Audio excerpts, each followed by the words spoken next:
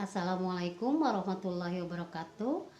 Alhamdulillahirrabbilalamin. Wabihi nasta'inu ala umuri dunya waddin. Wassalatu wassalamu ala asrofil anbiya'i wal mursalin wa ala alihi washabihi ajmain. Pertama-tama kita panjatkan puji dan syukur kepada Allah Subhanahu wa taala yang masih memberi kita nikmat yang banyak, sehingga dengan nikmat-nikmat itu kita masih bisa melaksanakan perintahnya dengan baik. Sholawat serta salam semoga tercurahkan kepada junjungan kita, yakni Nabi kita Nabi Muhammad Sallallahu Alaihi Wasallam, yang dengan perjuangan beliau dan para sahabatnya kita bisa merasakan manisnya iman dan indahnya Islam. Tidak lupa kepada keluarganya, para sahabatnya, dan juga para pengikutnya hingga akhir zaman kelak. Amin ya Allah ya Robbal alamin. Anak-anakku yang soleh-solehah, pada kesempatan yang bahagia ini, Ibu akan menyampaikan kultum tentang ikhlas. Mungkin semua orang telah tahu apa yang namanya ikhlas. Seiring orang yang mengartikan ikhlas dengan melakukan sesuatu tanpa mengharap imbalan apa-apa.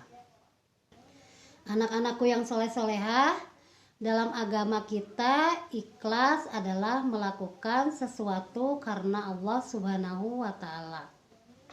Ikhlas sendiri mempunyai atau terdapat dalam praktek-praktek kehidupan kita sehari-hari. Contohnya, ikhlas dalam bekerja, ikhlas dalam beramal, ikhlas dalam mengajar, ikhlas dalam beribadah, atau masih banyak segala sesuatu yang kita kerjakan harus dengan ikhlas.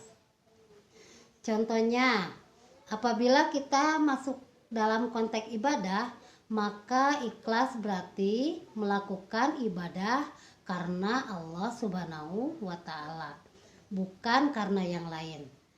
Bukan karena ingin diliputi, ingin dipuji, bukan ingin terlihat soleh, tapi benar-benar semata-mata hanya karena Allah Subhanahu wa taala. Allah berfirman dalam surat Al-Bayyinah ayat 5 yang artinya, tidaklah mereka diperintahkan kecuali untuk mengikhlaskan agama untuknya. Ayat di atas menerangkan pada kita tentang berlaku ikhlas dalam beragama. Agama apabila tidak dilandasi dengan ikhlas dan kejujuran akan runyam dan seolah tak berbekas.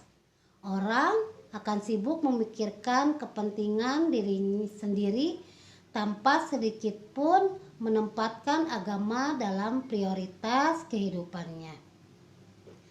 Anak-anakku yang soleh-solehah, ikhlas dalam beragama menjadi sangat penting untuk pupuk dalam diri kita, karena dengan ikhlas semua urusan akan menjadi lebih terang dan mudah untuk dijalankan.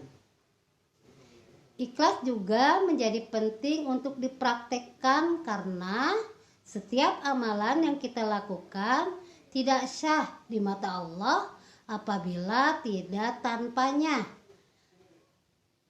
Dalam hadis yang diriwayatkan oleh Imam Muslim dalam kitab Sahih Muslim diceritakan tentang suatu perkara yang akan terjadi nanti pada hari akhir di hadapan Allah Subhanahu wa taala.